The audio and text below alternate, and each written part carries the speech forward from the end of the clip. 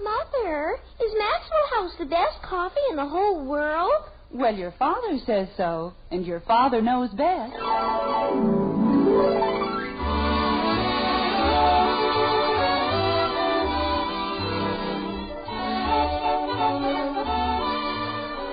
Yes, If Father Knows Best, transcribed in Hollywood, starring Robert Young as father. A half-hour visit with your neighbors, the Andersons. Brought to you by America's favorite coffee, Maxwell House. The coffee that's always good to the last drop.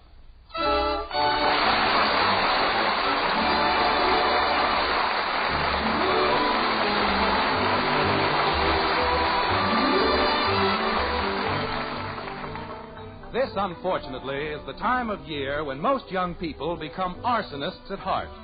As they sleep, the gentlest smiles creep softly across their gay young faces. Smiles caused by a joyous vision, a glorious dream of the schoolhouse burning down.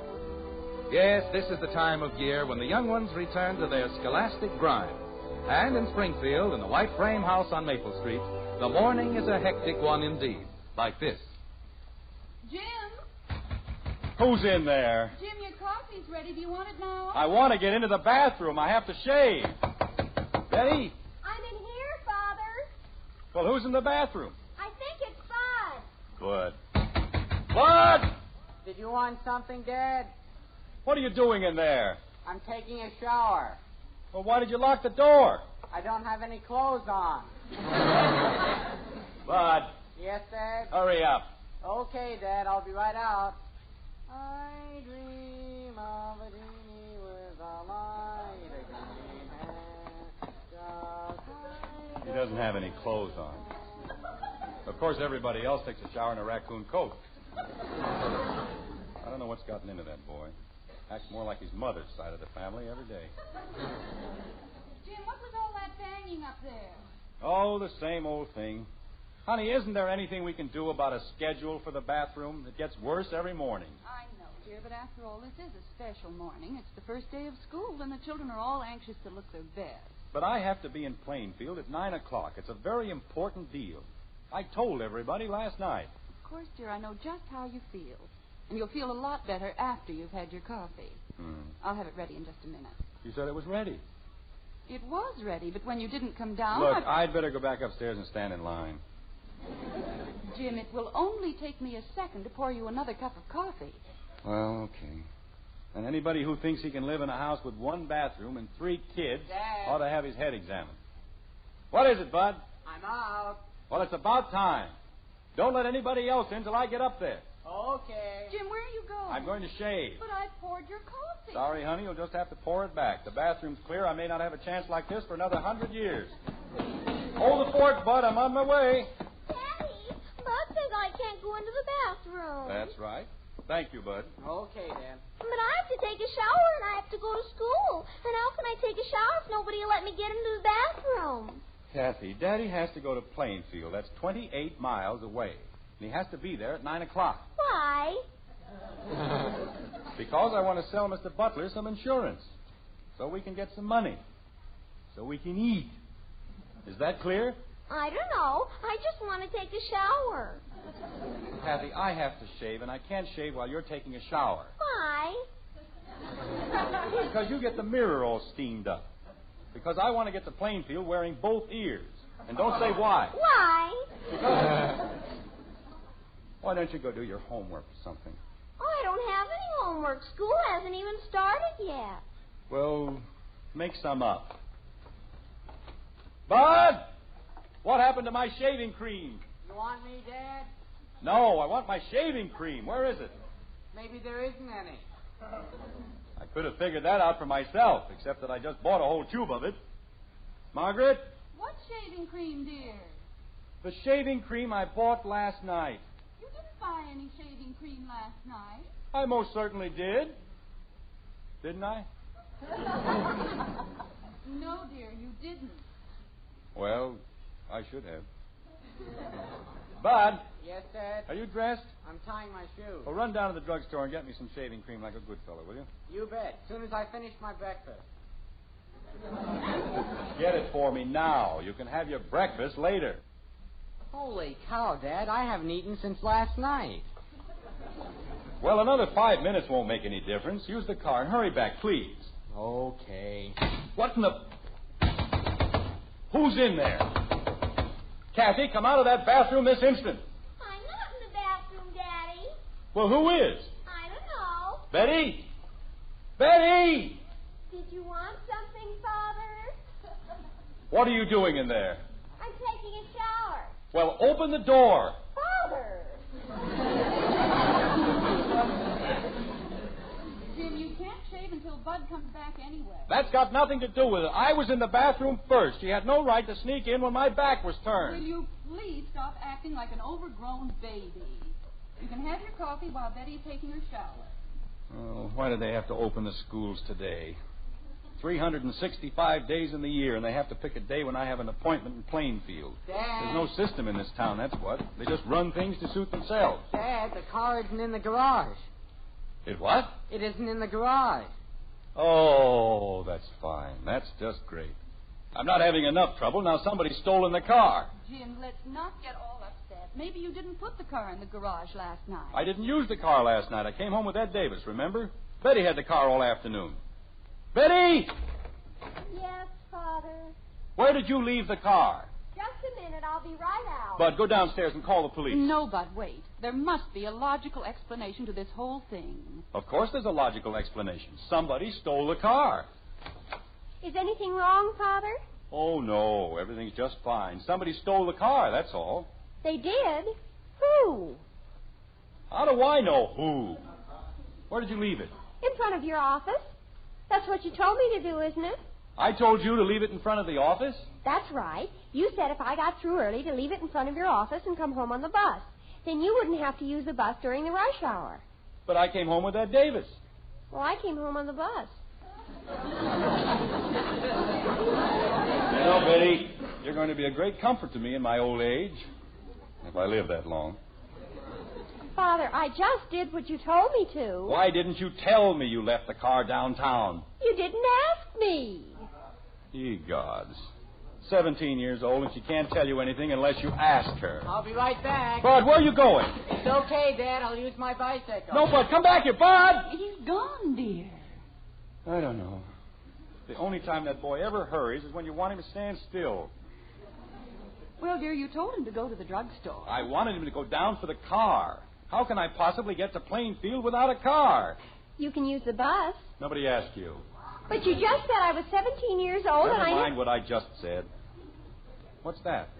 What's what, dear? That's a car. Is it in our driveway? No, that's the Davises. I guess Ed's going to work. Ed, that's it. Betty, hurry up and get dressed. Well, what for? Never mind what for. Just get dressed. Jumping creepers. Ed! Say, Ed! Hiya, Jim. What's up? Ed, I want you to do me a favor, a big favor. Will you wait until Betty gets dressed and take her down to my office? Sure, I guess so. She'll only be a minute. Okay, the color to make it snappy. Thanks, Ed. You're a pal. Well, that'll take care of that. Betty, What did Ed say, dear? he's waiting for Betty, and he'll take her downtown, and she can bring the car back. There, you see? There was no need to get upset about the whole thing in the first place. Well, that's a matter of opinion. Betty, what are you doing? I'm getting dressed. Okay, look, Ed Davis is waiting to take you downtown. Oh, he doesn't have to do that, Father. Janie Liggett's going to pick me up. He's going to take you downtown so you can get our car and bring it back here. But I can't, Father. I'll miss my ride to school. I'll take you to school. But Janie Liggett... I don't care about Janie Liggett. This is more important. Well, if it's so important, why don't you go downtown with Mr. Davis? I'll tell you why. In the first place, I haven't shaved. In the second place, I haven't had my shower. And in the third place, I told you to go down in the first place. Now, hurry up and get dressed. Oh, poo. And don't take all day about it. Double poo. What was that? I said, yes, Father. Person gets you into a mess like this, the least they can do is get you out. If she'd used her head, the car wouldn't have been left downtown in the first place. First time in her whole life she ever got through with it early. Jim, why don't you come downstairs with me and have your breakfast? You can save a little time that way. No, I've got to shave and... You can't shave until Bud gets back with the shaving cream. Well, I can take a shower and brush my teeth and... Oh, no. What is it, dear? Who's in there? Who's in the bathroom? Did you want something, Daddy?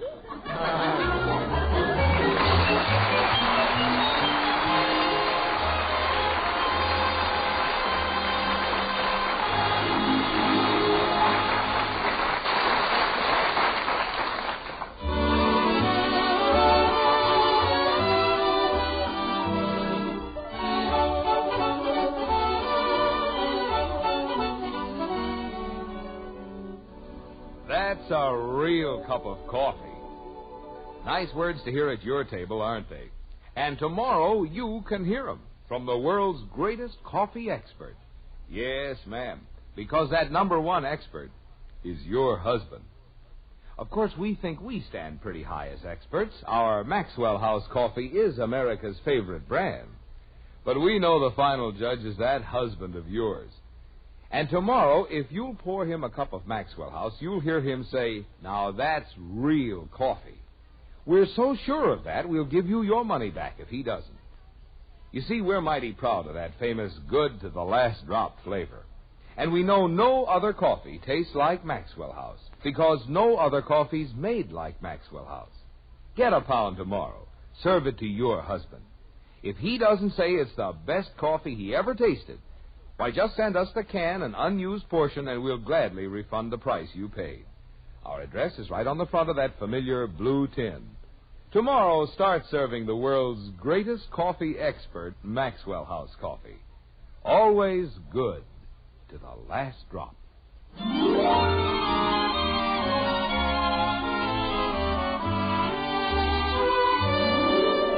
Cleanliness is next to godliness. That's what they say. But there are times when it can be overdone. It's a cup of coffee later in the white frame house on Maple Street, and the Andersons' bathroom is still giving a pretty fair imitation of the Grand Central Station. Father, unshowered and unshorn, is low man on the totem pole and last man into the bathroom, as usual, like this. They ought to pass an ordinance, that's what. What was that, dear? I said there ought to be a law. No house can be built without 10 bathrooms. Oh, Jim. Well, look at the time. 8:15, and I haven't even started to shave. It won't take long once Bud gets back. How about another cup of coffee? Well, okay. There you are. Thank you. Even if Betty gets back with the car by 8:30, I won't be able to make it. Of course you will. Oh, it's 28 miles to Plainfield, and my appointment's for 9 o'clock. Jim, I'm sure if you explain to Mr. Butler, he'll understand. Oh, sure. I'm sorry I'm late, Mr. Butler, but one of my children left the car downtown, and the others wouldn't let me get into the bathroom. He'll love that. Hey, Dad. Well, it's about time. We're in here, Bud. Boy, did I ever have a time. You know what happened? Never mind what happened. Where's the shaving cream? Right here. Gosh, it was awful. You know what happened? All I want is the shaving cream. What took you so long? Well, that's what I'm trying to tell you. You know what happened? Mr. Crandall wasn't open yet, and I had to find a drugstore that stayed open all night.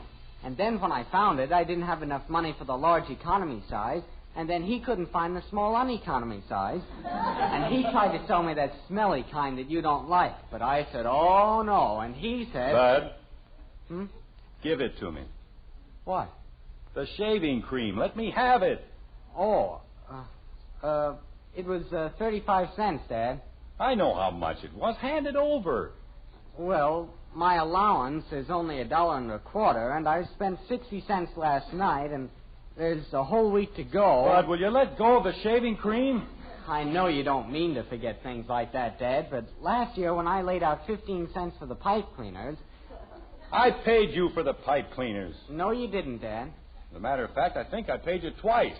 Well, anyway, it was only 15 cents, but this is 35 cents. Bud, let go. That's practically half $1. I said let go. And I only get $1.25. Bud, you're squashing it. So why don't you just give me the 35 cents? Because I don't carry money in my pajamas, that's why. Now let go. Bud, I'll give you the 35 cents. You will? Yes. Oh. Well, here you are, Dad.